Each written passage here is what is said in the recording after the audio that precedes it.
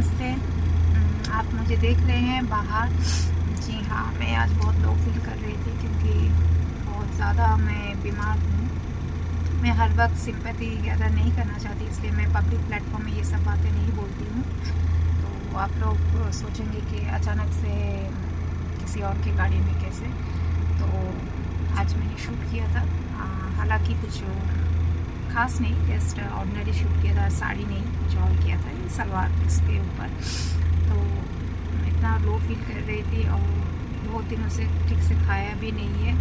तो जी ने कहा कि चलो बाहर घूम के आते हैं, थोड़ा सा बाहर का हवा लगेगा तो तुम ठीक हो जाओगी।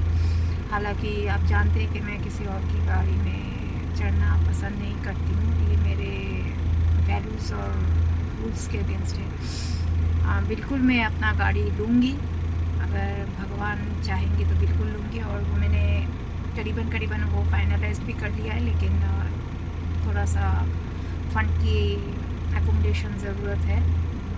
लोन ऑब्वियसली मैं लोन में लूँगी। जितना भी मेरा कैश है मैं ऐसे कैश बर्बाद नहीं करूँगी, बिकॉज मैं आज काम कर पा रही हूँ, कल नहीं कर पाऊँगी। तो बेसिक जो रिक्वायरमेंट्स घर के लिए होते हैं, जैसे बच्चों का खाना तो ऑब्वियसली, फिर इलेक्ट्रिसिटी बिल और मोबाइल खर्चा, फिर बेसिक जो नीड्स होती है लाइफ की, फिर मेरी मेडिसिन्स वगैरह, ये सब के लिए मुझे safe for the rainy days के लिए करना है। तो मैं लोन में ही लूँगी अपने लिए गाड़ी, लेकिन खुद की चीज़ खुद की होती है।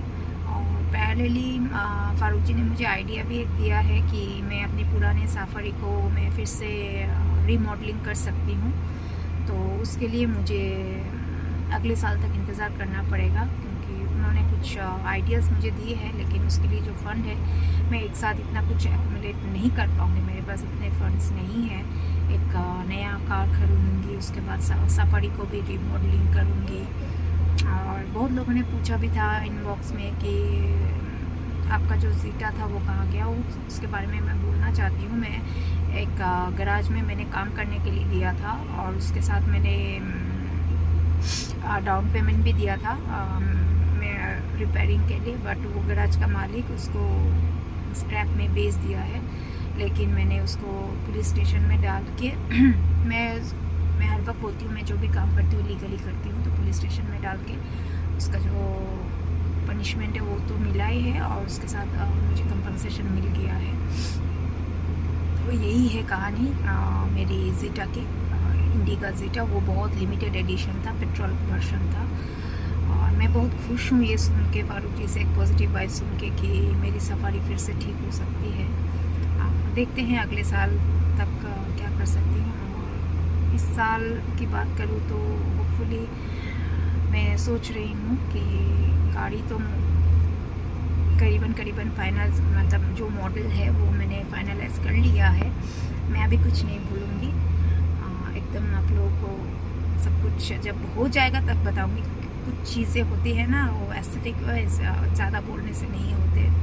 तो फंड का कुछ है, मैं डाउन पेमेंट दूँगी और बाकी मैं लोन में लूँगी, क्योंकि मैंने जैसे कहा कि कैश इन हैंड रखना बहुत ज़्यादा ज़रूरी है। और अभी जो वर्ल्ड का जो हालत है, YouTube is based on America, Facebook is based on Ireland. तो अभी कुछ भी स्टेबल नहीं है। देखिए, पॉलिटिकल और वर्ल्ड का जो कंडीशंस होता है उसके ऊपर बेस करके मार्केट चलता है, उसके ऊपर बेस करके सब कुछ चलता है। जैसे कोविड के टाइम पे जैसे टिकटॉक बंद कर दिया गया था, हालांकि तब मैं ये सब में इन्वॉल्व नहीं थी।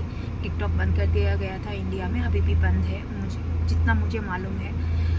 तो कल नो वंडर अभी अमेरिका के साथ कैसे रिलेशन कल रहेगा या नहीं रहेगा। यूट्यूब बंद हो सकता है, या फेसबुक का, जैसे चाइना का खुद का अलग सा फेसबुक है, चाइना आयरलैंड का मार्क जुकरबर्ग का फेसबुक नहीं यूज़ करते। तो इनके ऊपर डिपेंडेंट रख के फ्यूचर रखना। और मैं एकदम नॉविश हूँ, एकदम एमेचर हूँ, अभी मतलब बेबी स्टेप्स ले रही हूँ इस फील्ड के लिए। तो मैं ऐसे लाखों करोड़ों तो नहीं कमा रही हूँ, तो जितना भी हो सके सेविंग्स मेरे लिए ज़रूरी है। और मैं उस कैटेगरी में भी नहीं बिलोंग नहीं करती कि अचानक से ज़िंदगी में पहली बार गाड़ी देख रही हूँ, कि पहली बार मकान देख रही हूँ। ऐसा कुछ नहीं है, भगवान ने टच सब कुछ दिया है। और सब कुछ प्रॉपर्टी और तांत्रिक की लड़ाई की वजह से मेरी डाइन मामी ने सब कुछ छीन भी लिया है।